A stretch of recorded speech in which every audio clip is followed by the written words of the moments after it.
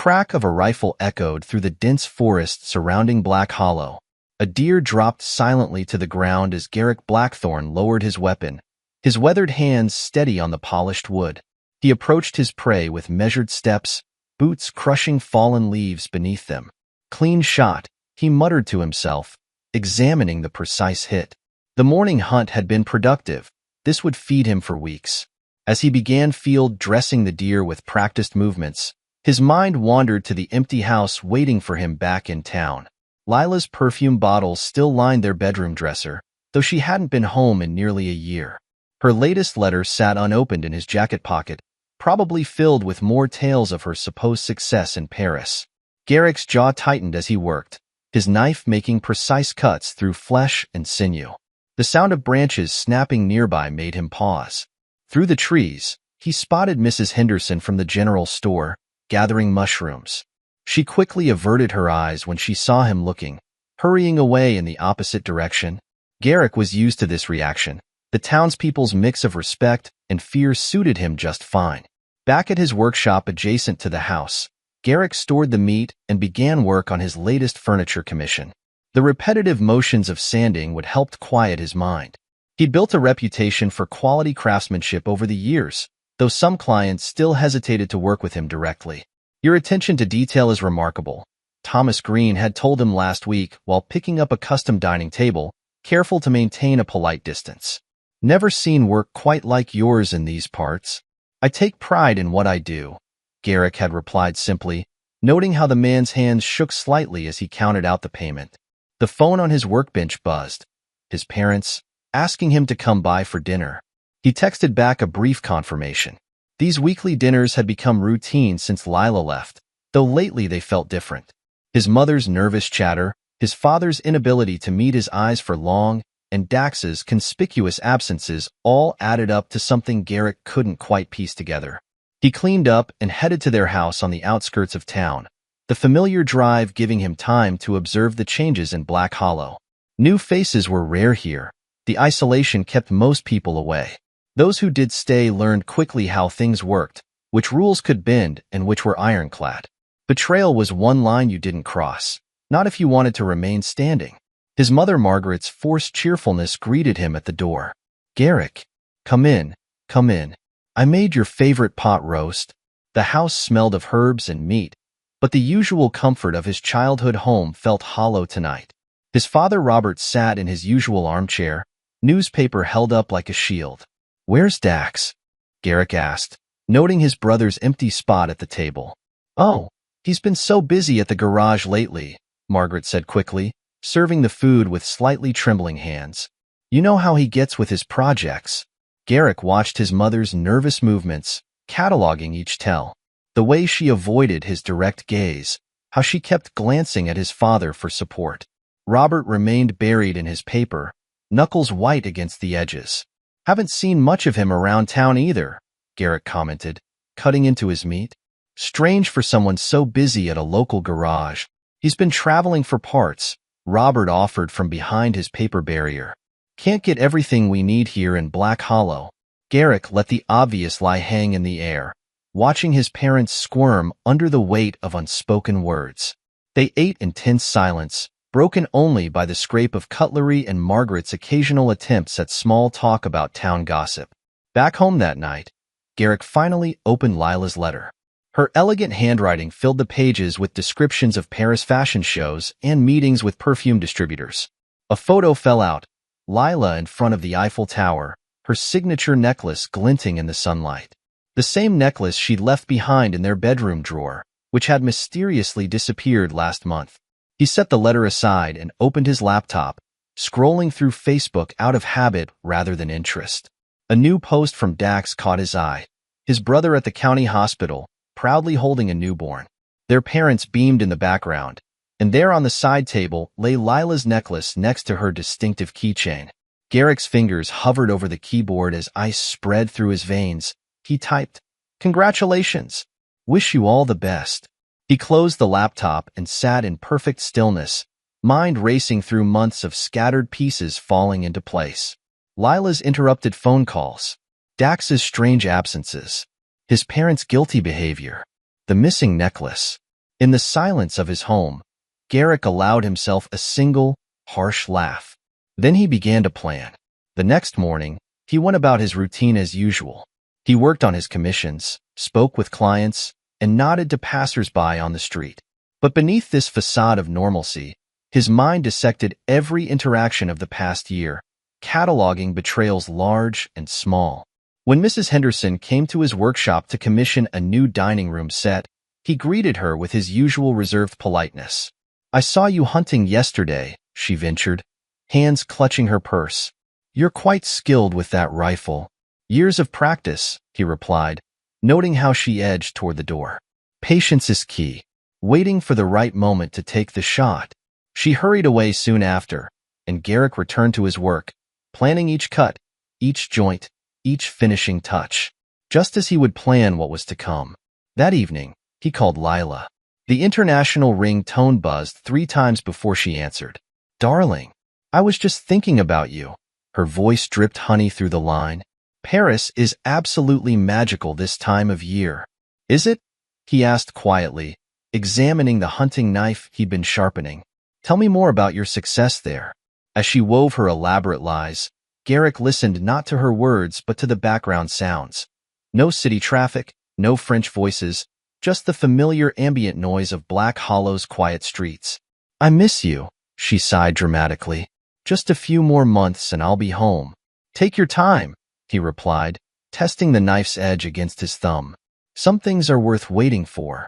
After hanging up, Garrick sat in his workshop until dawn, surrounded by the tools of his trade, wood, metal, and the quiet patience of a hunter who knows his prey is already in his sights.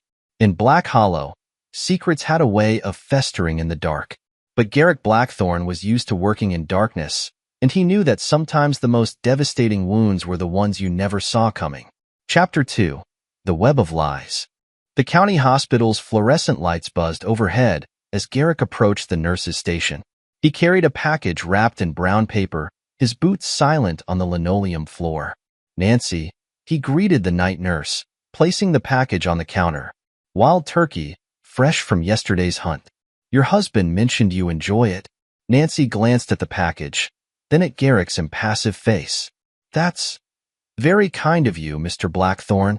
I need information," he said quietly, leaning forward. "About a birth last week. My brother's child." Nancy's fingers nervously tapped her computer keyboard. "I really shouldn't." "The turkey's just the beginning," Garrick interrupted. "I've got a handcrafted dining set waiting to be delivered. Free of charge." Her resistance crumbled like wet paper. Within minutes, Garrick had the birth records displayed before him.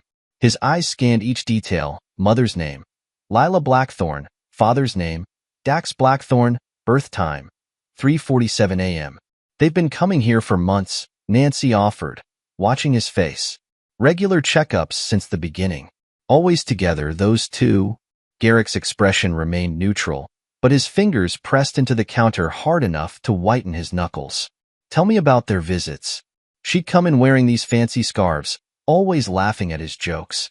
He'd bring her lunch from that diner on Main Street. Nancy paused, realizing too late she might be saying too much. "Mr. Blackthorne, I thought you knew." "Thank you, Nancy." He cut her off, straightening up. "The dining set will be delivered tomorrow."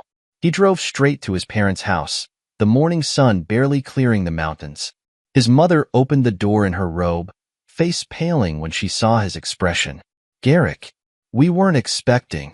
"Sit down," he commanded, brushing past her into the living room. "Both of you." Robert emerged from the kitchen, coffee cup trembling slightly in his hand. They sat across from their son, looking like children caught in a lie. "How long?" Garrick's voice was deadly quiet. "Son, we wanted to tell you," Robert began, but Margaret interrupted with a sob. "We were scared. You have such a temper, Garrick. We didn't know what you might do." "How long?" "A year," Robert admitted, setting his coffee down. "Maybe more. They tried to hide it at first, but in a town this small." Garrick absorbed this, his face a mask of stone. "And you helped them." "There are children too," Margaret pleaded. "Lila said she'd fallen out of love with you. She and Dax, they just connected." Connected, Garrick repeated, the word tasting like acid. While my wife was supposedly in Paris, she was connecting with my brother under your roof. She was unhappy, Margaret continued, wringing her hands. You're so cold sometimes, Garrick. So distant. Dax made her laugh, made her feel. Enough. Garrick stood abruptly, making both parents flinch. You will not tell them I know. If you warn them, if you breathe a word of this conversation, I will ensure you never see that grandchild. You wouldn't, Margaret gasped. Try me. He moved to the door, then paused. One more thing. That dining set I made you last Christmas? Burn it. 3 days later, Lila returned home. Garrick watched from his workshop as she lugged her suitcases up the porch steps, her clothes and perfectly styled hair a stark contrast to Black Hollow's rustic setting. Darling, she called out, spotting him. Help me with these bags? He obliged, noting how she tensed slightly when he approached. She'd always been a good actress, but now he could see the tells, the way she angled her body away from him, the slight tremor in her smile. Paris was amazing, she gushed as they entered the house. The contacts I made, the deals I closed, I brought you something special. She handed him a wrapped package, expensive cologne in a crystal bottle. He set it on the kitchen counter without opening it. You must be tired, he said, watching her closely. Long flight. Exhausted. She agreed quickly. I might lie down for a bit. Of course. He stepped closer, into her personal space. Rest well, wife. She retreated to their bedroom, and Garrick returned to his workshop. Through the window, he watched her slip out the back door an hour later, heading in the direction of Dax's garage. That night, she tried to restart their intimate life, her hands sliding across his chest as they lay in bed. Garrick caught her wrists, gentle but firm. Not tonight, he said. You need your rest. A flash of relief crossed her face before she could hide it. You're right. I'm still jet-lagged. He lay awake long after her breathing evened out, remembering every lie, every deception. In the dark, he allowed himself to feel the full weight of their betrayal. By morning, that weight had transformed into cold, deadly purpose. The next few days established a pattern. Lila played the role of devoted wife, returning to domestic life, while Garrick played the unsuspecting husband. She cooked elaborate meals, talked about her business plans, and made a show of unpacking her Paris purchases. I thought we could invite Dax for dinner, she suggested casually one evening. He's been keeping an eye on you for me while I was away. Has he? Garrick looked up from his newspaper. That's thoughtful of him. He's your brother, she said, stirring something on the stove. He cares about you. Family is everything, Garrick agreed, watching her shoulders relax at his apparent ignorance. Maybe next week. He spent his days gathering information about their activities, piecing together their deception like one of his woodworking projects. The town might be isolated, but secrets had a way of spilling out if you knew where to look. The mechanic's assistant at Dax's garage was particularly helpful after Garrick offered to repair his mother's antique rocking chair for free. They weren't even that careful, the young man confided. Meeting in the office after hours, taking long lunches together. We all knew, but who's gonna tell Garrick Blackthorne his wife's stepping out? Who indeed? Garrick replied softly, making the assistant suddenly remember an urgent appointment elsewhere. Each piece of information was another nail in their coffin, another justification for what was to come. Garrick stored it all away, building his case while maintaining his facade of ignorance. In the evenings, he crafted furniture in his workshop, each piece perfect in its execution. Customers came and went, admiring his work while keeping their distance from the quiet man with the unsettling intensity. Your attention to detail is remarkable, they'd say, never knowing they were looking at the same quality that would soon dismantle two lives. And through it all, Black Hollow continued its slow, isolated existence, unaware that beneath its surface, a storm was brewing that would shake the town to its foundations. Chapter 3. The Gathering Storm. Lila stood at their bedroom window, watching Garrick split wood in the backyard. Something had changed in him since her return, subtle shifts she couldn't quite pin down. His silence felt different, his gentleness more calculated. He knows something, she murmured into her phone. I can feel it, Dax. You're paranoid, her lover replied, though uncertainty tinged his voice. Garrick's always been quiet. It's just his way. Not like this. She paced the room, fingers twisting her necklace, the replacement for the one she'd left at the hospital. He watches me when he thinks I'm not looking. And yesterday, I found him going through my phone. Did he find anything? No. I deleted everything months ago. Lila paused as Garrick's axe split another log with devastating force. But the way he smiled when I caught him, like he wanted me to see him doing it. In his garage across town, Dax wiped greasy hands on a rag, unease growing in his gut. The fire that had destroyed half his equipment last week still didn't sit right with him. The investigators called it an electrical fault, but the timing. Maybe we should leave, he suggested. Take the baby and start fresh somewhere else. He'd find us, Lila said with certainty. You know how he is. Better to stay and control the situation. After hanging up, she went downstairs to prepare dinner, playing her role of dutiful wife. Garrick came in as she chopped vegetables, his presence filling the kitchen like smoke. Productive day? She asked brightly. Always is. He moved behind her, reaching past for a glass. How's the perfume business? I've been making calls all morning. The Paris connections are really paying off. Interesting. He filled his glass with water. Funny thing, the phone bill shows no international calls this month. Lila's knife paused mid-chop. I use my business line, darling. Separate account. Of course. He touched her shoulder briefly, his hand heavy as iron. I'm going to clean up. As soon as he left, Lila texted Dax. We need to act first. Start the rumors tomorrow. The whispers began in the diner the next morning. Garrick's name passed from table to table, accompanied by concerned glances and shaking heads. Heard he's been acting strange lately, the waitress told her customers. Mrs. Blackthorne is worried sick about him. Says he's not sleeping, talking to himself in that workshop. By afternoon, new variations emerged. Garrick had been seen arguing with shadows in the woods. He'd threatened a customer with a saw. He was stockpiling weapons in his basement. Per Lila, the women at the grocery store clucked. Living with a man like that. No wonder she needed to get away to Paris for so long. Dax played his part, expressing concern for his brother to anyone who'd listen.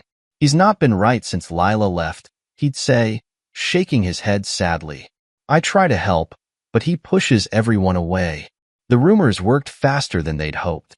Customers began canceling orders. People crossed the street when they saw Garrick coming. Even the regulars at the diner fell silent when he entered. But if the isolation bothered him, Garrick showed no sign. He continued his work, spoke when spoken to, and moved through town like a wolf among sheep, unbothered by their fear, perhaps even enjoying it. One evening, Dax came home to find his garage door standing open. Inside, Garrick sat in the office chair, examining a framed photo of their family. Jesus, you scared me, Dax said, hand pressed to his chest. What are you doing here? Thinking about family, Garrick replied, not looking up. Loyalty, trust, the things that matter in Black Hollow. Look, if this is about the rumor, remember when we were kids? Garrick interrupted, finally meeting his brother's eyes. How Dad taught us to hunt. Patient predators eat well, he'd say. Rushed ones go hungry. Dax's mouth went dry. Garrick, you've got a leak in your roof, Garrick stood, setting the photo down. Better fix it before the rain comes. Wouldn't want anything valuable to get damaged. He brushed past his brother, pausing at the door. Say hello to your loan sharks for me. I hear they're not the patient type. After he left, Dax frantically checked his private records. The threatening letters from his creditors were gone, along with the ledger detailing his under-the-table deals. Across town, Lila was having dinner with Margaret and Robert, working to maintain their support. He's getting worse, she told them, dabbing at artificial tears. Sometimes I wake up and he's just standing there, watching me sleep. I'm scared. Maybe you should stay with us for a while, Margaret suggested, but Robert shook his head sharply. Best not to provoke him, he said, remembering Garrick's warning. Just be careful. Later that night, Lila found a note on her pillow, written in Garrick's precise hand. Take a walk with me tomorrow. I found something interesting in the woods. She called Dax immediately. He wants me to go to the woods with him. Don't go, Dax said quickly. It's not safe. If I don't, he'll know something's wrong. She took a shaky breath. Besides, this might be our chance. If he's really losing it, we could use that. Get him committed, maybe. And if he's not losing it, then we need to know what he knows. She looked out at the dark woods beyond their property. Meet me there. Bring the gun from your office. The next day dawned bright and clear, but to Lila and Dax, the sun felt like a spotlight, exposing their every move. They arrived separately at the meeting point deep in the woods, where Garrick had promised to show them his discovery. You brought company, Garrick's voice came from behind them, making both spin around. How thoughtful. He stepped out from behind a tree, empty-handed and relaxed. Too relaxed. What did you want to show us? Lila asked, fighting to keep her voice steady. Garrick's smile was a terrible thing to behold. Oh, I think you both know exactly what I'm about to show you. The trap had been sprung, and as realization dawned on their faces, the true magnitude of their miscalculation became crystal clear. They had thought themselves the hunters, only to find they'd been the prey all along. Chapter 4. The Confrontation. Deep in the woods outside Black Hollow, Garrick stood before Lila and Dax, his stance relaxed yet threatening. The siblings' fear was palpable as they realized their predicament. A year, Garrick said, his voice cutting through the forest silence. A whole year of lies, sneaking around, playing me for a fool. Garrick, please, Lila stepped forward, hands raised. Let me explain. Explain what? He pulled out his phone, showing them the hospital photo. How you faked business trips while carrying my brother's child. How our parents covered for you. Or should we discuss the rumors you've been spreading about my mental state? Dax's hand inched toward the gun in his jacket. Garrick noticed.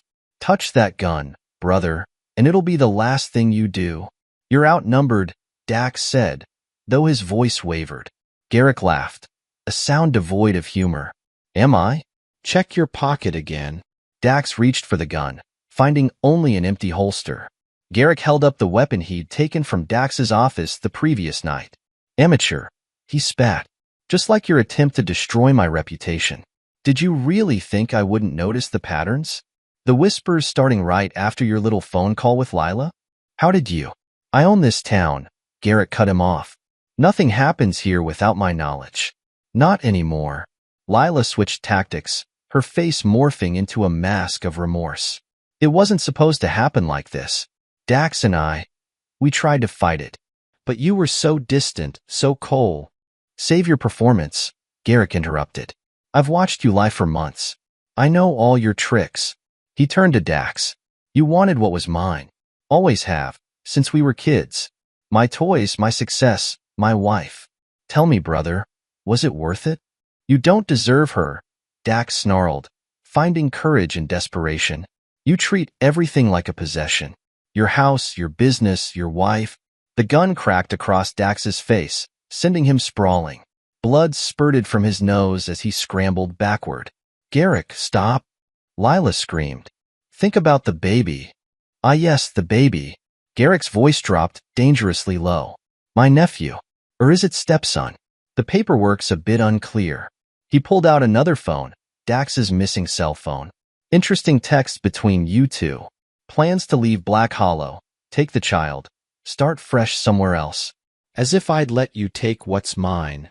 The baby isn't yours, Lila spat. No, Garrick agreed. But he will be. Understanding dawned on their faces. Lila lunged forward, nails raking toward his eyes. Garrick caught her wrist, twisting until she gasped in pain. Here's what's going to happen, he said calmly. I'm taking the child. You two are going to disappear. If you try to stop me, I'll ensure those loan sharks find out exactly where their money went. Dax. And Lila? Those perfume contracts you forged? One phone call to the right authorities. You can't do this, Dax groaned through his bloody nose. I already have. Garrick released Lila's wrist. The papers are drawn up. One signature from each of you. And this all goes away quietly. Refuse, and I'll destroy you both so thoroughly, you'll wish I'd left you in these woods. You're insane, Lila whispered. No, wife. I'm patient. I'm thorough. And I'm very, very angry. He pulled out a folder. Sign. And if we don't? Garrick's smile made them both step back. Then I start making calls. To loan sharks. To police. To certain individuals who'd be very interested in your various illegal activities. I've documented everything. And I mean everything. He turned to Dax. Remember Tommy Wells? The parts you've been stealing from his scrapyard? He's very interested in knowing where his inventory went. Dax paled. You wouldn't. Or perhaps, Garrick continued, the health department would like to know about the toxic waste you've been dumping behind the garage. The same garage where you meet your son. Stop, Lila pleaded. And you, dear wife, those perfume samples you've been selling? The ones cut with cheap chemicals? I wonder how many lawsuits would emerge if your customers knew what they were really putting on their skin. Lila's shoulders slumped in defeat. The baby will have a better life with me than with two criminals. Garrick held out a pen. Sign. With trembling hands, they signed the papers. Garrick checked each signature carefully before tucking the folder away. Now, here's what happens next. You'll both leave town. Separately. If you contact each other, I'll know. If you try to return, I'll know. If you breathe a word of this to anyone, especially about the baby, I'll make sure you regret surviving this day. He's our son. Dax tried one last time. Not anymore. Garrick stepped back. You have 1 hour to pack and leave. I've frozen your accounts, but there's enough cash in these envelopes to get you started somewhere far from here. Don't make me regret this, Mercy. He watched them stumble away, broken and defeated. Once they were gone, he pulled out his phone. It's done, he told the person on the other end. Send the nurse. The baby needs to be moved tonight. He hung up and looked at the spot where his wife and brother had stood. In the end, their betrayal had given him something unexpected, a son, a legacy, someone he could shape in his own image, free from their poisonous influence. The sound of approaching footsteps made him turn. Nancy from the hospital emerged from the trees, pushing a stroller. The papers are signed, he said, reaching for the sleeping infant. He's mine now. What should I tell people? The truth. That his parents abandoned him. That I, as his uncle, stepped in to raise him. He looked down at the child. Black Hollow takes care of its own. As he carried his new son home, Garrick allowed himself a moment of satisfaction. Let them run. Let them hide. It didn't matter anymore. He had one, and they had lost everything. The town would talk, of course. They'd whisper about the strange disappearance of Lila and Dax, about the baby now in Garrick's care. But they'd do it quietly, carefully, remembering what happened to those who crossed Garrick Blackthorn. And in time, they'd accept the new normal, just as they accepted everything else in Black Hollow. Because in this town, justice wasn't found in courtrooms or police stations. It was found in the quiet revenge of patient men who never forgot a betrayal. Chapter 5. The Downward Spiral. Lila paced the small motel room on the outskirts of Black Hollow, her clothes replaced by cheap department store finds. A week had passed since the confrontation in the woods, and desperation clawed at her throat. He can't just take our baby, she hissed into her burner phone. The motel room's peeling wallpaper and stained carpet were a far cry from her former life. He already has, Dax's voice crackled through the cheap speaker. The adoption papers are ironclad. I had a lawyer look at them, then we'll tell everyone the truth. I'll go to the town square right now. And say what? Dax cut her off. That we lied for a year? That we committed fraud? That we were planning to skip town with dirty money? He's got us trapped, Lila. She threw the phone across the room, watching it bounce off the wall. Her reflection in the spotted mirror showed a woman she barely recognized. Hollow-eyed, unwashed hair, makeup long gone. In town, she tried one last desperate move. Standing outside the grocery store, she grabbed passing shoppers' arms. Please, you have to help me, she begged. Garrick Blackthorn stole my baby. That's not what I heard, Mrs. Henderson interrupted, yanking her arm away. Word is you abandoned that poor child. Left him at the hospital and ran off with your lover. No, that's not. Shame on you. Another woman spat. Thank God that baby has his uncle to care for him. Lila spun around. seeing hostile faces everywhere. Garrick had worked fast, spreading his version of events throughout the tight-knit community. She fled back to her motel room, tears streaming down her face. Meanwhile, Dax faced his own nightmares. Two men cornered him behind a gas station 50 miles from Black Hollow. "Money's due," the larger man said, cracking his knuckles. "Boss doesn't like waiting. I just need more time," Dax pleaded. "My garage burned down," the second man finished. "Funny thing about that. Boss got an anonymous tip about insurance fraud. Seems you torched it yourself." "What?" "No, I didn't." The first punch caught him in the stomach. The second broke his nose. They left him bleeding on the asphalt, their parting words ringing in his ears. 3 days. Pay up, or we start taking pieces." Dax dragged himself to his car, blood dripping onto the steering wheel. He had nowhere to go, no one to turn to. His phone buzzed, a text from an unknown number. "Need help, brother?" Gee. With trembling fingers, he dialed Garrick's number. "That was fast," Garrick answered. "How's your face?" "You set me up. I gave you a chance to run. You stayed too close." A pause. "I can make the loan sharks disappear. One phone call. What's the catch?" "Sign over the garage property to me. What's left of it, anyway. And cut all contact with Lila. Permanently." Dax pressed his forehead against the steering wheel. "You're enjoying this." "Immensely." Hours later, Dax sat in a lawyer's office, signing away his last possession. Garrick stood by the window, watching his brother's final defeat. "The loan sharks will forget about you," Garrick said as Dax stood to leave. "But if I see you within 100 miles of Black Hollow again—" "You won't," Dax whispered, limping toward the door. "One more thing." Garrick's voice stopped him. "That night, when you and Lila first—" "Don't." "Was she worth it? Worth losing everything?" Dax left without answering, the door clicking shut behind him. Back in Black Hollow, Garrick walked through the burned-out shell of Dax's garage. His boots crunched on broken glass and twisted metal. Workers were already clearing debris, preparing for renovation. "Tear it all down," he instructed the foreman.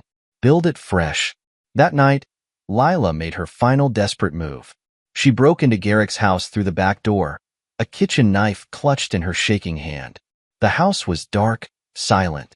She crept up the stairs, following the sound of a baby's soft breathing. The nursery door stood open, moonlight spilling across the crib. "I wondered when you'd try this." Garrick's voice came from behind her. Lila spun, the knife slashing through empty air. Garrick stepped into the moonlight, his expression almost pitying. So predictable, he sighed, disarming her with one swift move. The knife clattered to the floor. "Did you really think I'd leave him unprotected?" "He's my son," she sobbed. "No, he's mine. Just like everything else you tried to take." He gripped her arm, steering her toward the stairs. "I've been merciful until now. That ends tonight." Outside, a police car waited in the driveway. Officer Jenkins stepped out, looking uncomfortable. "Breaking and entering," Garrick told him. "Attempted kidnapping. Armed assault. I want her gone, Jim. Far gone." "You can't do this." Lila struggled as handcuffs clicked around her wrists. "I'm his mother." "Check her motel room," Garrick continued, ignoring her cries. "You'll find evidence linking her to those perfume scams in the city. The FBI's very interested in that case." He watched as they drove away, Lila's screams fading into the night. Inside, the baby began to cry. Garrick climbed the stairs, lifted his son, and held him close. "It's okay, Eli," he murmured. "Dad's here. No one will ever take you away." The next morning, Black Hollow buzzed with news of Lila's arrest. Garrick accepted condolences with dignified silence, playing the role of the wronged husband turned devoted uncle. He went about his business, ran his shop, and cared for his son. And if anyone noticed the satisfaction in his eyes when he read about Lila's conviction in the newspaper, they kept it to themselves. After all, in Black Hollow, some things were better left unsaid. Chapter 6. The Final Reckoning. Black Hollow's town hall was packed. The entire community had gathered for what they'd been told was an important announcement. Garrick stood at the podium, his presence commanding attention without effort.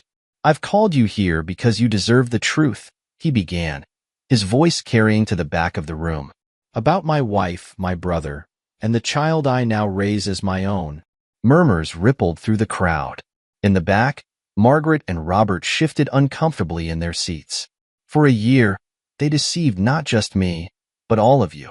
Used this town's trust against itself. He paused, letting the words sink in. Today, that deception ends. 2 police officers led Dax into the hall. He looked broken, defeated, his once charming smile replaced by grim resignation. My brother has something to say, Garrick announced. Don't you, Dax? Dax stepped up to the microphone, hands trembling. I betrayed my brother. Betrayed this town. The garage fire, the toxic dumping, the stolen parts. It was all me. I'm here to confess everything. The crowd erupted in shocked whispers. Garrick watched impassively as Dax detailed his crimes, each admission driving another nail into his own coffin. And Lila, someone shouted from the crowd. My wife, Garrick's voice cut through the noise, chose to flee rather than face her actions. She attempted to kidnap the child before her arrest. The FBI is handling her case now. He turned to Dax. The woods where we hunted as children. Remember what Dad taught us about facing consequences? Dax nodded slowly. You have until sundown, Garrick said quietly. What happens after that is up to you. The crowd watched as Dax walked out, shoulders hunched. They all knew what it meant, exile or worse.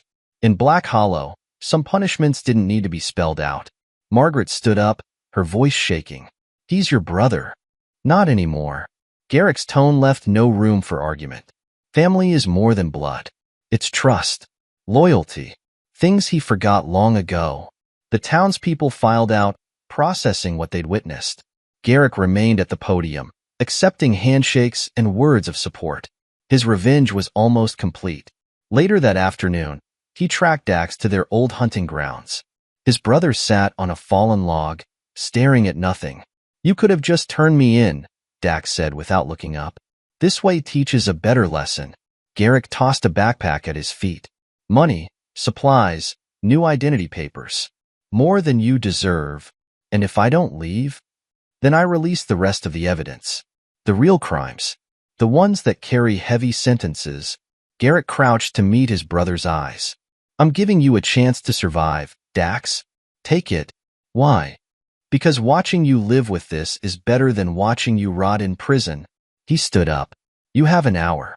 When I come back, I want to find nothing but memories here. As Garrick walked away, Dax called after him. The boy, will you tell him about us? My son will know exactly what happens to those who betray family. Back in town, Garrick stopped by his parents' house. They sat in their living room, the weight of the day's events heavy in the air. You forced your own son into exile, Margaret accused. You helped them betray me, Garrick countered. Consider yourselves lucky I still allow you to see Eli. We're still your parents, Robert protested. You're alive because I permit it. Remember that the next time you question my decisions. He left them there, their tears meaning nothing to him. The sun was setting as he drove home, painting the sky in shades of blood. Eli was waiting in his crib, innocent of the day's dark events. Garrick lifted him gently, carrying him to the window. This town is yours now, he told the child. Everything I've built, everything I've taken back, it's all for you. And one day, you'll understand why I did what I had to do. In the distance, a lone figure trudged down the mountain road, a backpack slung over his shoulder. Garrick watched until Dax disappeared around the bend, erased from Black Hollow's memory like a stain scrubbed clean. The next morning, life in Black Hollow resumed its rhythm. Garrick opened his shop, worked on his commissions, and cared for his son. The townspeople treated him with a new kind of respect, part admiration, part fear. They'd witnessed his justice, understood its finality. The message was clear. Cross Garrick Blackthorne, and you disappear. No second chances, no mercy, no forgiveness. And if sometimes, in the dead of night, he stood in Eli's room watching his son sleep, remembering the price paid for this peace, well, that was between him and the darkness. The betrayal that had threatened to destroy him had instead made him stronger, more feared, more absolute in his control. Black Hollow was his domain now, unchallenged and unquestioned. In the end, that was worth everything he'd sacrificed, everything he'd done. His revenge wasn't just complete, it was perfect. Chapter 7. The New Beginning. 5 years passed in Black Hollow, each season marking another step in Garrick's transformation from feared craftsman to untouchable sovereign. His workshop had expanded into a proper furniture business, employing half the town's skilled laborers. But it was his son Eli who truly changed him. "Dad, look." Eli's voice rang out across the workshop yard, where he'd arranged wooden blocks into intricate patterns. At 5 years old, he already showed his father's attention to detail. Garrick set down his tools, studying the boy's work. "Good design. Strong foundation. Like yours." Eli beamed up at him, dark hair falling into eyes that mirrored Garrick's own. "Better." Garrick ruffled his son's hair, the only person who ever saw this gentler side of him. To everyone else, he remained the man who'd exiled his own brother and sent his wife to prison. Inside the workshop, his employees worked. They learned early that Garrick's standards tolerated no shortcuts, no mistakes. Those who couldn't meet his expectations didn't last long in Black Hollow. Mr. Blackthorn, Tom Hayes approached, clutching paperwork. "The Richardson order is ready for delivery, but there's a problem with payment." Garrick's expression hardened. "Explain." "They're claiming financial difficulties, asking for more time." The contract was clear. Garrick took the papers, scanning them briefly. "Send Marcus to collect. He knows how to handle payment issues." The employees nearby pretended not to hear, but they all knew what that meant. Marcus, a former debt collector Garrick had hired, had ways of ensuring contracts were honored. Later that afternoon, Garrick took Eli hunting. The boy was still too young to handle a rifle, but Garrick believed in starting lessons early. "Why do people cross the street when they see us?" Eli asked as they walked through town. "Respect," Garrick replied, watching his son process this. "In Black Hollow, respect keeps order. Like how Jimmy's dad apologized for Jimmy pushing me?" "Exactly." Garrick remembered that day. Jimmy's father had practically dragged the boy to their door, trembling as he forced his son to apologize. The man's auto repair shop had needed permits renewed the following week. They'd been approved without issue. At the edge of town, they passed Dax's old garage, now converted into Garrick's lumber storage facility. Eli pointed at it. "Uncle Marcus said that belonged to my real dad." Garrick stopped walking. "Who told you about that?" "I heard Mrs. Henderson talking to her friend." Eli looked up at his father. "She said you took me away from them." Garrick crouched down to eye level with his son. "Your birth parents made choices. Bad choices. They put themselves before you, before family. I didn't take you away. I saved you from them. Did they want me? They wanted what was easy. Running away, starting fresh somewhere else." Garrick gripped Eli's shoulders. "I wanted what was right. Raising you here, teaching you strength, responsibility, making you worthy of your name." Eli nodded solemnly. "Blackthorn." "Yes. Remember what that means in this town." They continued their walk, Garrick pointing out animal tracks and teaching Eli to read the forest signs. The boy absorbed everything, just as he absorbed the unspoken lessons of power and consequence that came with being Garrick Blackthorn's son. Back in town, Margaret and Robert waited at Garrick's house. Their visits were strictly controlled, 2 hours each Sunday, supervised by Garrick himself. "He's growing so fast," Margaret said, watching Eli show off his new tracking knowledge. "Strong too," Robert added carefully. "Like his father." Garrick caught the emphasis on the word father, but let it pass. His parents had learned their boundaries years ago, after their first and only attempt to contact Dax behind his back. "Tell them about the deer tracks, Eli," Garrick prompted, steering the conversation back to safer ground. After his parents left, Garrick sat in his study reviewing business ledgers. Black Hollow's economy now flowed through his hands: permits, contracts, property deals. The town council existed in name only, their decisions merely formalities rubber-stamping his will. A knock at the door interrupted his work.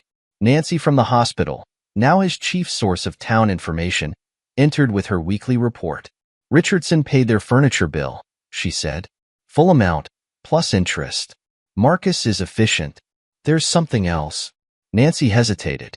Rumors from the city. Lila's sentence was reduced for good behavior. She could be out within the year. Garrick's pen paused mid-signature. Location? Halfway house in Portland. Strict parole conditions. Keep monitoring it. Any movement east gets reported immediately. Nancy nodded and left. Garrick walked to the window, watching Eli play in the yard below.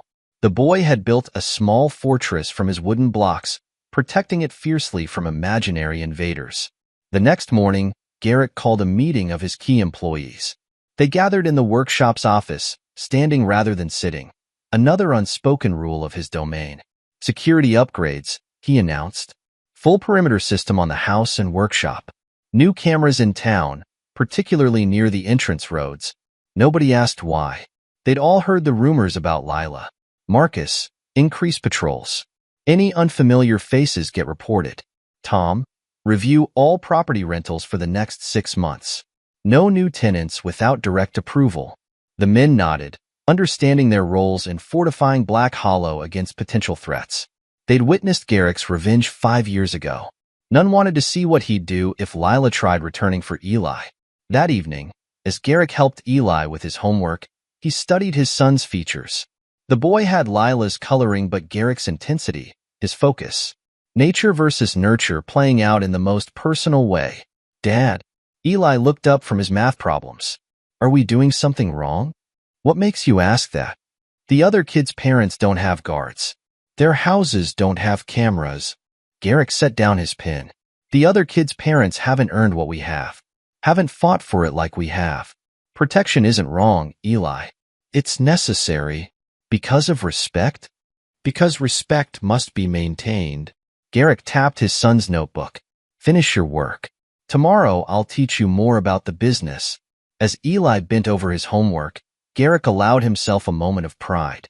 The boy was learning, growing into his role as heir to Black Hollow's throne. The betrayal that had brought them together had forged something stronger than blood.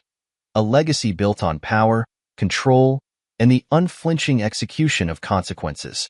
Let Lila dream of freedom in her prison cell. Let Dax wander wherever he'd fled. Black Hollow belonged to the Blackthorns, father and son. Bound not by birth but by choice, by strength, and by the harsh lessons of survival that Garrick would ensure his son never forgot. Chapter 8. The Unexpected Visitor. A black sedan rolled into Black Hollow, its polished surface reflecting the mountain sunlight. Behind the wheel, Diana Chen adjusted her sunglasses, reviewing her cover story one last time. Finding Lila Blackthorn's supposed cousin had been challenging, but impersonating her would be the real test. Marcus noted the car's arrival from his patrol station, immediately calling Garrick. New arrival. Female, mid-30s, expensive clothes. Headed toward town center. Follow her, Garrick ordered, watching Eli practice wood carving in the workshop. I want to know everything before she makes her first move. Diana booked a room at Black Hollow's only hotel, charm oozing from every practice gesture. By nightfall, the town buzzed with speculation about the sophisticated stranger claiming kinship with the infamous Lila. She's asking questions about you and Eli, Nancy reported during her evening visit to Garrick's house. Claims she just found out about her cousin's troubles and wants to reconnect with family. Garrick continued sharpening his hunting knife. What else? She's been to 3 shops today, casually mentioning she's a lawyer.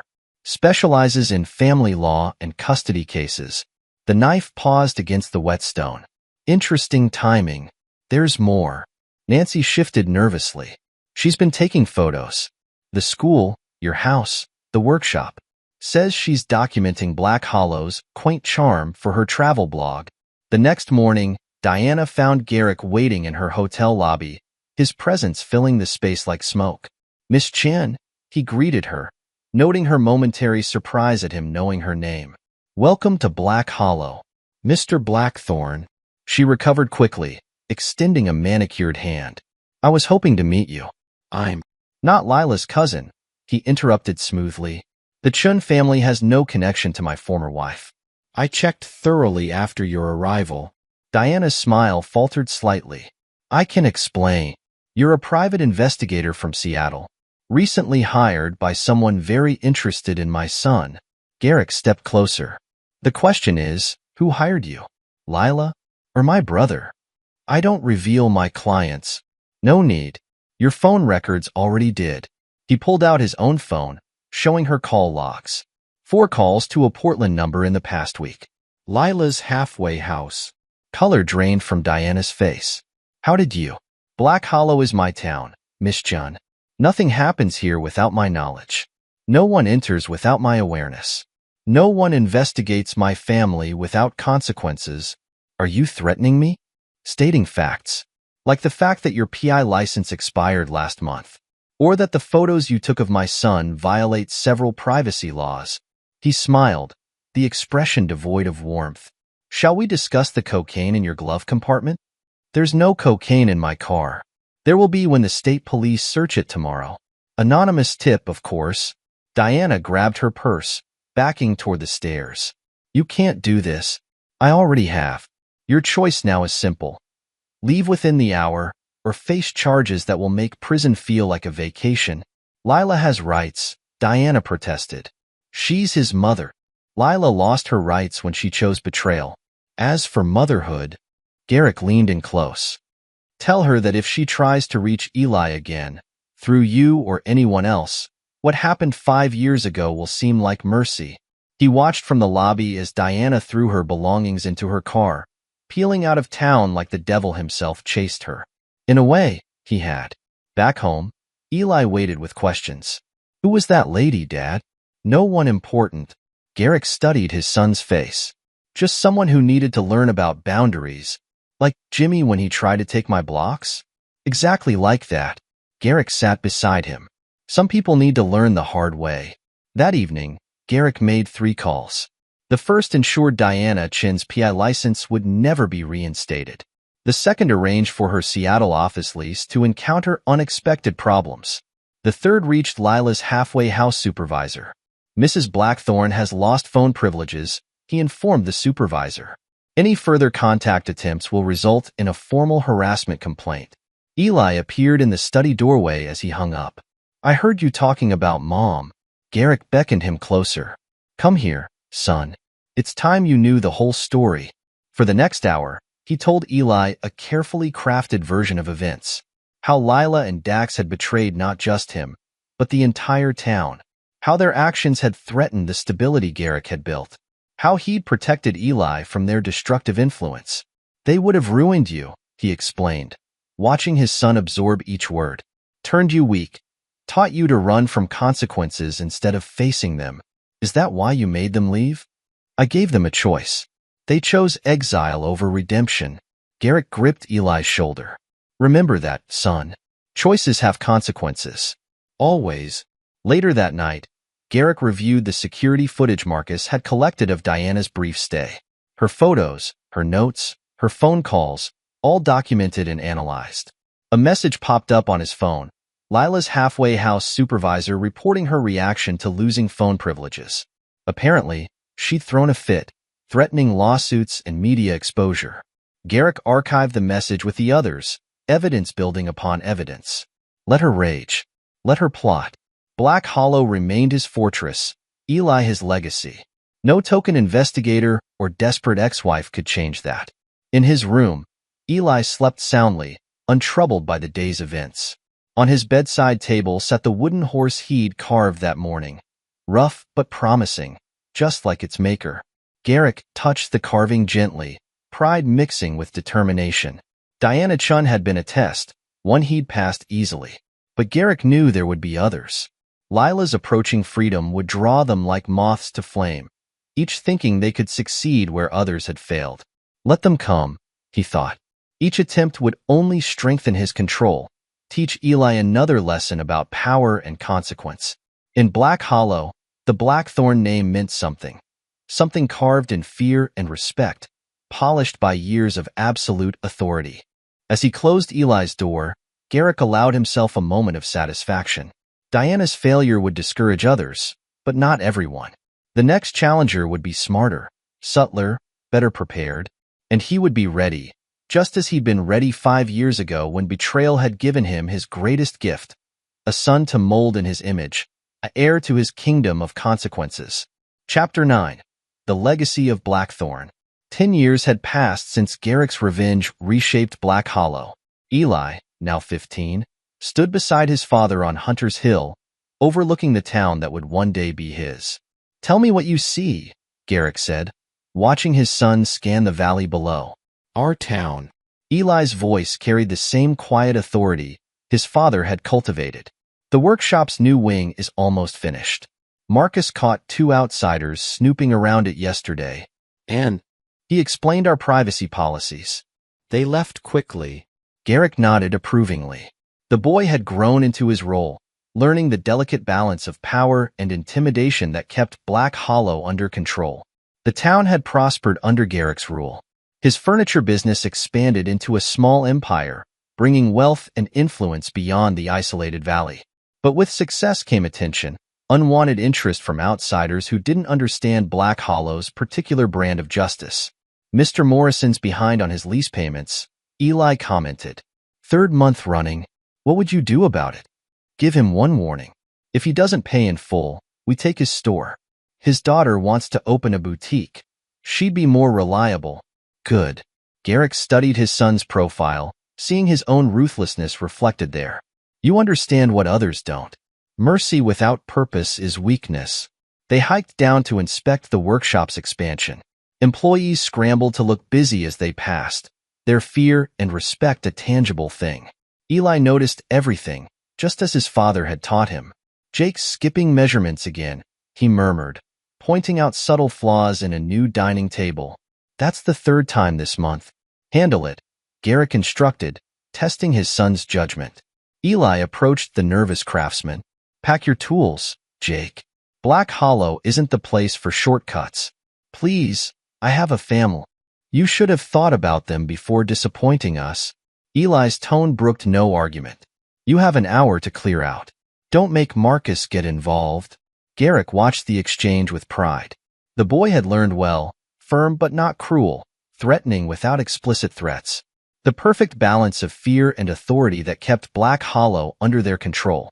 Back in his office, Garrick reviewed reports from his network of informants. Lila had been released from prison 2 years ago but stayed in Portland, perhaps finally understanding the futility of challenging his power. Dax had vanished completely, his name a cautionary whisper in Black Hollow's collective memory. A knock interrupted his thoughts. Tom Hayes entered, looking anxious. "Sir, there's someone in town." A woman. She was asking about old property records, specifically the Blackthorn family plots. Garrick set down his papers. Description? Middle-aged, expensive clothes, trying to blend in but not managing it. Tom swallowed hard. She looks like Mrs. Blackthorn, sir. Older, but similar." Garrick didn't react outwardly, but his mind raced. After all these years, she dared to return? Where is she now? Marcus is following her. She's been circling the old garage property. Get Eli from school. Bring him to the house. No stops, no delays. Within minutes, Black Hollow's subtle machinery engaged. Shop owners found urgent reasons to close early. Streets emptied as word spread through practice channels. Even the air seemed to still, waiting.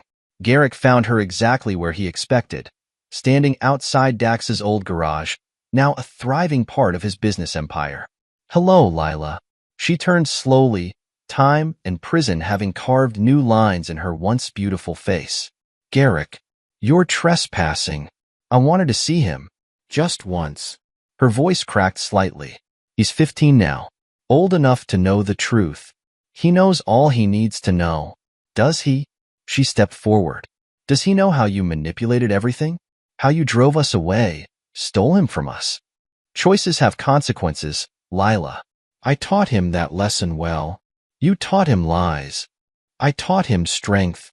Garrick's voice remained calm, something you and Dax never understood. This town, this life, it requires absolute commitment. No weakness, no betrayal. He's my son. "No." Garrick moved closer, his presence making her step back. "He's my legacy. Everything I've built, everything I've created, it's all for him. He'll rule Black Hollow when I'm gone, stronger and more ruthless than I ever was. You've turned him into a monster." I've turned him into a king. Garrick smiled coldly. Leave town, Lila. Your window of opportunity closed 10 years ago. As if on cue, 3 of Marcus's men appeared at the street corners. Lila glanced around, realizing she was trapped. You haven't changed, she whispered. Neither have you. Still making poor choices. He nodded to Marcus's men. Escort Mrs. Blackthorne to the town limits. Ensure she understands the consequences of returning. Garrick watched them lead her away, noting how she kept looking back toward the school, hoping for a glimpse of the son she'd lost. She wouldn't find him. Eli was already home, protected by the fortress of power and fear Garrick had built. That evening, father and son stood on their back porch, watching the sun set behind the mountains. Was that really her? Eli asked, his voice neutral. Yes. She looked different from the photos. Prison changes people. Garrick turned to his son. But it doesn't change truth. She made her choice years ago. You're a Blackthorn, my son, my heir. Nothing she says or does will change that. Eli nodded, his expression hardening. I saw her too, from the house. She looked weak. She was always weak. That's why she ran, why she betrayed us. Us, Eli repeated, understanding the weight of the word. Will she try again? No. Garrick's certainty was absolute. She's seen what you've become, what we've built. She knows now that she lost more than a child that day. She lost her only chance to be part of something powerful. As darkness settled over Black Hollow, lights winked on across the valley. Their town, their domain, secure in its isolation and iron-fisted rule. Garrick looked at his son, seeing the future of his legacy in the boy's stern profile. Let Lila crawl back to her small life in Portland. Let Dax hide in whatever hole he'd found. They were footnotes now, cautionary tales in the greater story of the Blackthorn dynasty. A dynasty built on broken trust and perfect revenge, ruled by a man who never forgot and never forgave, and soon to be inherited by a son who would make his father's ruthlessness look like mercy. In the distance, a lone figure walked the mountain road. Lila's final exit from the story she'd helped write. Garrick and Eli watched until she disappeared around the bend, neither speaking. They didn't need to. In Black Hollow, silence carried more power than words, and the Blackthorn's silence was law. Epilogue. The Silent Reckoning, 20 years later. Black Hollow had grown under the Blackthorn's rule, though its isolation remained intact. New buildings rose alongside the old, but the town's essence persisted. A place where power flowed through fear and respect, where consequences were swift and absolute. Eli Blackthorn, now 35, sat behind his father's old desk in the expanded workshop complex. Time had shaped him into Garrick's mirror image, tall, imposing, with eyes that could strip lies bare. The furniture empire had tripled under his leadership, but Black Hollow remained their fortress. The Morrison contract is ready for review, his assistant announced. Sarah Morrison, daughter of the man whose store Eli had seized 20 years ago, now served the Blackthorns with unwavering loyalty born of fear. Put it with the others. Eli's voice carried the same quiet authority his father had wielded. Any word from Marcus? Yes, sir. The surveillance report from Portland just came in. Eli opened the file, studying photos of an aged woman leaving a small apartment building. Lila, his birth mother, had never stopped trying to contact him, though her attempts grew weaker each year. Now, at 65, she lived alone, working part-time at a department store perfume counter, a bitter reminder of her old lies. A text message lit up his phone. Dad's ready for dinner? Garrick, now in his 70s, had officially retired 5 years ago, though his influence still permeated Black Hollow. He'd moved to a custom-built house overlooking the town, where he spent his days crafting small wooden pieces and teaching his grandchildren the family trade. Eli drove up the winding road to his father's house, passing security checkpoints that had only grown more sophisticated over the years. Inside, he found Garrick in his workshop, teaching 10-year-old James how to sandwood properly. Remember, Garrick told the boy, consistency breeds perfection. No shortcuts. Like with Tommy Chin? James asked, referring to the boy he'd gotten expelled from school last month for cheating. Exactly. Garrick looked up as Eli entered. Your son understands our ways. He should. You taught us both well. They moved to the dining room, where Eli's wife Rebecca had already set the table. She'd learned early in their marriage how to navigate the Blackthorn dynasty, when to speak, when to stay silent, and most importantly, when to look away. News from Portland, Eli mentioned as they ate. Lila's health is failing. Doctors give her 6 months. Garrick nodded slowly. And Dax? Still no trace. After 30 years, he's either dead or buried so deep we'll never find him. Good. Garrick turned to James. Tell your father about school today. I made Dean Wilson apologize in front of everyone, James said proudly. His dad paid his store lease right after. That's my grandson. Garrick's smile held the same predatory edge it always had. Fear and respect, boy. That's how we maintain order. After dinner, Eli and Garrick sat on the porch, drinking whiskey and surveying their domain. Black Hollow's lights spread further than they had 20 years ago, but the mountains still kept the outside world at bay. Margaret passed last week, Garrick mentioned casually, referring to Eli's grandmother. Heart failure. Did you go to the funeral? No. She made her choice 30 years ago. Robert will follow soon enough. Eli nodded, understanding. His grandparents had never fully accepted Garrick's methods, maintaining a distant relationship that grew colder each year. Their support of Lila and Dax's betrayal had earned them a lifetime of carefully measured punishment. James is stronger than I was at his age, Eli observed. No hesitation, no doubt. 3 generations of lessons learned. Garrick sipped his whiskey, each blackthorn stronger than the last. The conversation turned to business. Their furniture empire now supplied exclusive pieces to wealthy clients worldwide, each item crafted with the same precision Garrick had insisted upon decades ago. But the real power remained in Black Hollow, where their word was law and their justice swift. The Anderson girl asked about opening a cafe, Eli mentioned. Her father's debt to us makes her proposal interesting. Control through obligation. Garrick nodded approvingly. You've learned well. A security alert buzzed on Eli's phone, another reporter trying to dig into Black Hollow's history.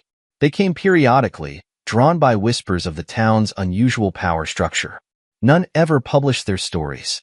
The Blackthorns' influence reached far beyond the valley now, silencing threats before they formed. Did I tell you about the letter? Garrick asked suddenly. From Lila, sent last month. What did she want? To apologize. To explain. He laughed harshly. 30 years too late. Did you respond? I sent her a photo. You, Rebecca, James, and your sister Claire at the company's 30th anniversary celebration.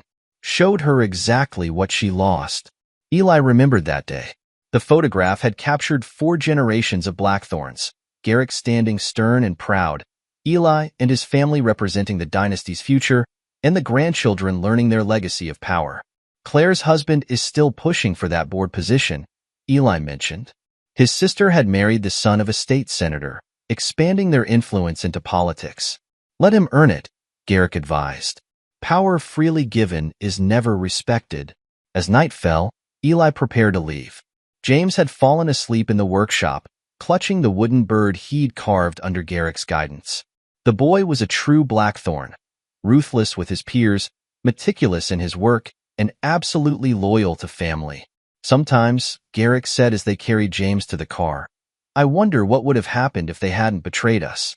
If Lila and Dax had been stronger, we'd be weaker for it, Eli replied. Their betrayal forced us to become what we are. Yes. Garrick touched his grandson's head gently. Their weakness gave us strength. Driving home, Eli reflected on the empire they'd built from betrayal's ashes.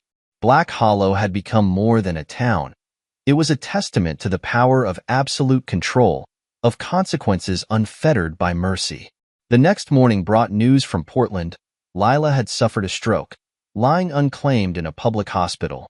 Eli read the report without expression, then made a single call. Arrange private care. He instructed his assistant. Anonymous donor.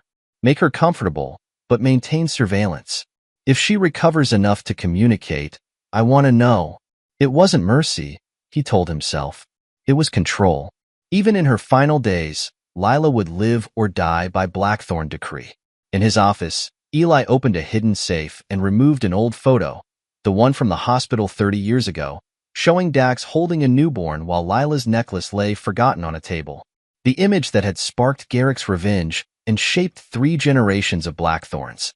He pinned it to his wall, a reminder of the price of betrayal and the power of patience. Outside, Black Hollow hummed with carefully orchestrated life, its citizens bound by invisible chains of debt, fear, and obligation. Somewhere in the world, Dax might still be alive, haunted by memories of the brother whose vengeance had destroyed him. In a Portland hospital, Lila lay dying, surrounded by the hollow comfort of anonymous care. And in Black Hollow, their legacy lived on, not in the son they'd lost, but in the dynasty their betrayal had forged. Eli turned back to his work, a small smile playing at his lips. In the workshop below, wood was shaped by careful hands, each piece perfect, each worker afraid to make mistakes. James would learn the business from the ground up, just as Eli had, understanding that power came from fear as much as skill. The Blackthorn legacy, born in betrayal and refined through generations, would continue. In time, James would inherit not just a furniture empire, but a kingdom built on controlled violence and calculated mercy. The lessons would pass down, father to son, each generation stronger and more ruthless than the last. And if sometimes, in the dead of night, the ghosts of mercy and forgiveness whispered through Black Hollow streets, no one dared listen. The time for such weakness had died 30 years ago, in a forest clearing where a man's revenge had birthed a dynasty. The sun set behind the mountains, painting Black Hollow in shades of blood and shadow. In his office, Eli Blackthorn watched night fall on his domain, secure in the knowledge that his father's legacy, their legacy, would endure. Power, after all, was the ultimate inheritance, and the Blackthorns had learned to wield it with the same precision they brought to crafting wood into art. Let the world beyond the mountains change and weaken. In Black Hollow, the old ways would persist, justice swift and merciless, power absolute and unquestioned, legacy preserved through fear and unwavering control. The Blackthorn dynasty would rule, stronger with each generation, a testament to one man's revenge and the empire of consequences it had built. And in the end, that was all that mattered. The silent reckoning of power preserved through perfect, patient violence. This is where our story comes to an end. Share your thoughts in the comments section. Thanks for your time. If you enjoy this story, please subscribe to this channel. Click on the video you see on the screen, and I will see you there.